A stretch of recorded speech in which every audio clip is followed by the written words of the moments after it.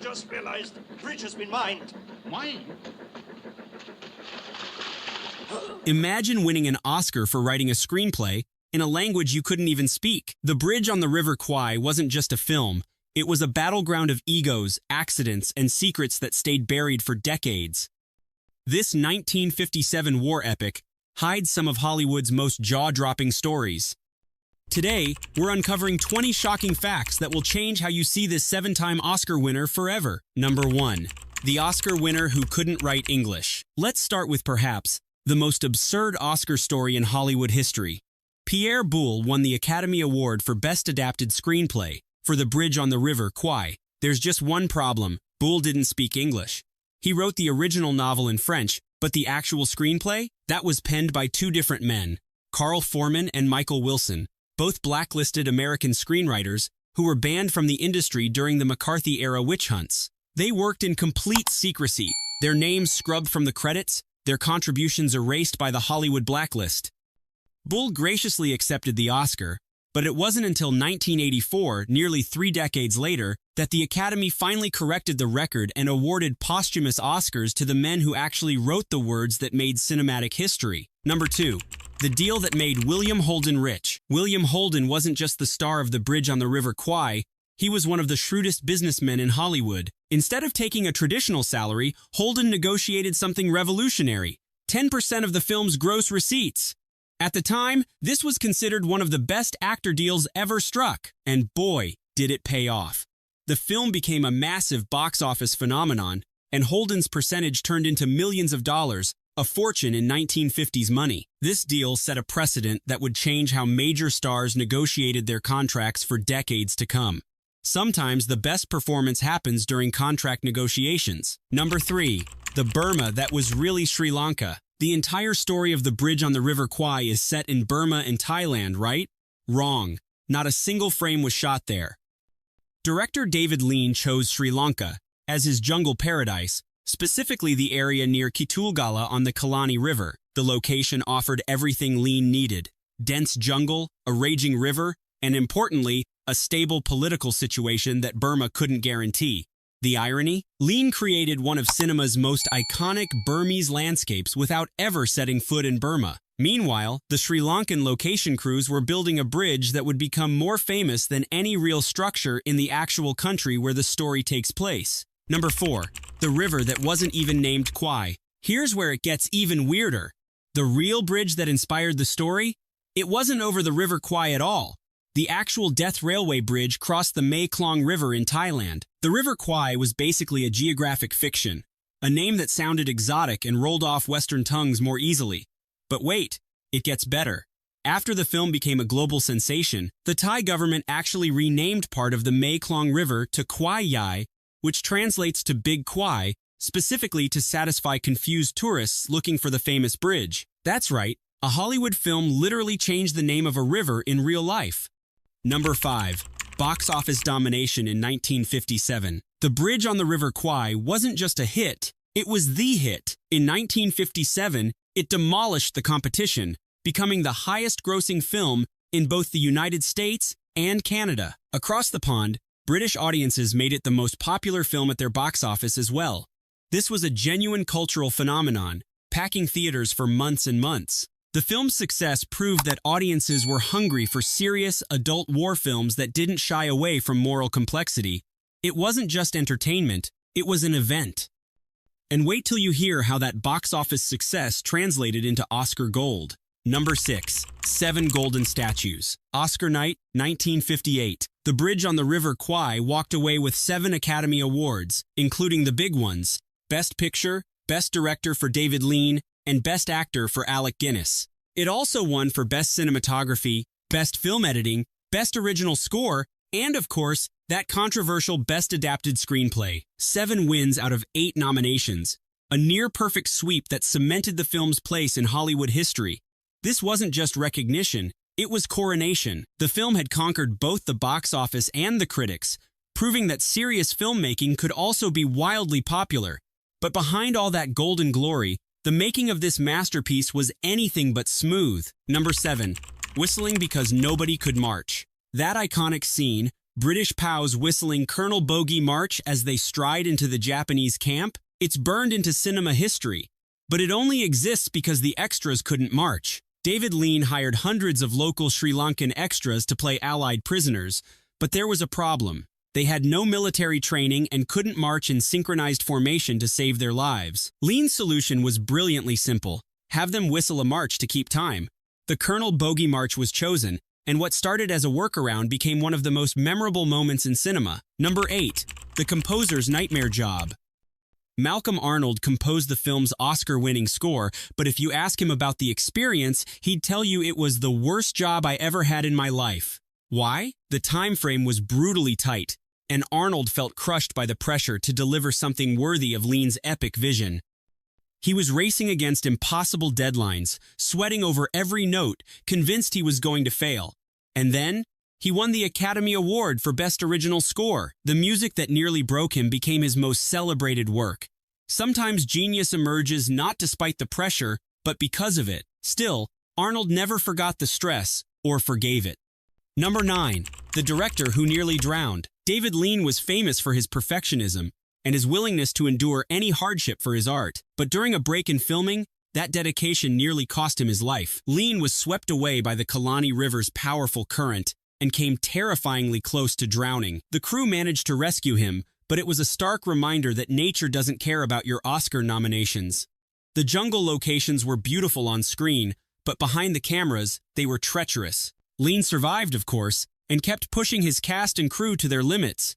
But for a few terrifying moments, cinema almost lost one of its greatest directors to the very river that would make his film immortal. Number 10. The epic clash between director and star. David Lean and Alec Guinness should have been the perfect team, a visionary director and a brilliant actor at the top of their games. Instead, they clashed constantly over how to portray Colonel Nicholson. Guinness wanted to play the character with more sympathy, making him a tragic figure caught between duty and madness. Lean wanted Nicholson to be a bore, stiff, obsessive, almost insufferable. The two argued scene after scene, day after day, with Guinness pushing for nuance and Lean demanding rigidity. Ironically, that tension created cinema magic. Guinness's performance walks the tightrope between both interpretations, making Nicholson one of the most complex characters in war film history. The Oscar he won was born from creative conflict. Number 11. The explosion that went wrong. The climactic bridge explosion was supposed to be the film's crowning achievement. Months of construction destroyed in one spectacular shot. They'd only get one take, so everything had to be perfect. Everything was not perfect. During filming, one of the cameramen couldn't get out of the way fast enough when the train came barreling down into a camera generator, and the shot was partially ruined. Can you imagine the horror? Months of work, thousands of dollars, all for a scene they'd have to reshoot. Lean was furious. The crew was devastated, but they rebuilt sections, set up the cameras again, and eventually got the explosive finale we all know. That bridge was blown up twice for cinema. Number 12. The historical lie at the heart of the story. Here's where things get uncomfortable. The film's central plot. Colonel Nicholson, collaborating with his Japanese captors to build a magnificent bridge, is historical fiction. In reality, the senior British officer at the actual Death Railway, Lieutenant Colonel Philip Toucey, actively sabotaged construction efforts. He delayed work, encouraged subtle resistance, and did everything possible to undermine the Japanese without getting his men killed. The real Toucey was a hero who saved lives through clever defiance. The fictional Nicholson is a cautionary tale about pride and obsession. Toucey's family was reportedly hurt by the film's portrayal, feeling it dishonored his memory. It's a reminder that even great films can rewrite history in troubling ways. Number 13. The film that renamed a river. Remember how the real bridge wasn't even on the Kwai River? Well, the Thai government decided to fix that little problem by literally changing geography. After the film became a worldwide phenomenon, tourists flooded into Thailand searching for the famous bridge on the River Kwai. The only problem? The Mekong River didn't match the name. So in a move that would make any Hollywood publicist proud, Thailand officially renamed the section of the river to Kwai Yai, or Big Kwai. Now tourists could visit the real River Kwai. Even though the entire thing was backwards, first came the fictional story, then came the film, and finally came the renamed river. Reality bent to match the movie. That's some serious cultural influence. Number 14. The brutal reality behind the story. The bridge on the River Kwai is entertainment, but the real Burma-Siam Railway was hell on earth. Over 180,000 Asian civilian laborers and more than 60,000 Allied prisoners of war were forced to build it. Thousands died. Estimates range from 12,000 to 16,000 POWs dead, and over 90,000 Asian workers. They died from disease, malnutrition, exhaustion, and brutal treatment. The film shows suffering, but it can't capture the true scale of horror. 1 in 3 POWs didn't survive. The railway earned its nickname Death Railway in Blood and Bones. While we celebrate the film's artistry, it's crucial to remember that the real story was a war crime, not an adventure. The men who suffered there deserve more than a Hollywood ending. Number 15. The record-breaking TV sale. In 1966, nearly a decade after its theatrical release, The Bridge on the River Kwai made television history. ABC paid a record-breaking $1.8 million for the rights to broadcast the film just twice on American television. In today's money, that's roughly $17 million for 2 broadcasts. Networks understood that this film was an event, something that could pull massive audiences even on the small screen. And they were right. The broadcasts were ratings juggernauts, proving that quality cinema could dominate any medium. That deal set the template for how Hollywood films would eventually transition to television, changing the entire entertainment landscape. Number 16. The restoration that saved a masterpiece. By the 2000s, The Bridge on the River Kwai was in trouble. The original negative had deteriorated, frames were torn, colors had faded, images ghosted and jumped. Cinema's masterpiece was slowly dying. In 2010, a massive restoration effort began. Technicians scanned the film at 4 Kelvin's resolution, digitally repaired thousands of damaged frames, and remixed the audio in 5.1 surround sound. It was painstaking work, frame by frame, pixel by pixel. But the result was miraculous, a 1957 film that looked like it could have been shot yesterday.